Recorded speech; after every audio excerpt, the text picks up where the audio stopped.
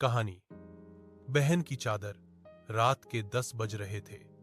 हसन काम से थका हारा घर पहुंचा तो दरवाजे पर अपनी छोटी बहन आयशा को बैठा देखा।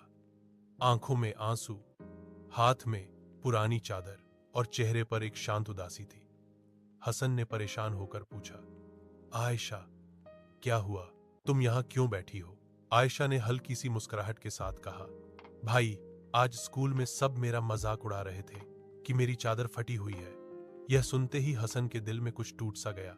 उसने बहन के आंसू पोंछे और बोला, कल तुम्हारी नई चादर होगी, यह तुम्हारे भाई का वादा है। हसन ने अगले दिन अपने दोपहर के खाने के पैसे बचा लिए। रात को देर तक एक अतिरिक्त शिफ्ट की, सिर्फ इस वादे के लिए। अगली सुबह जब आयशा स्कूल जाने लगी तो हसन ने मुस्कुराते हुए एक खूबसूरत नई चादर उसके हाथ में रखी।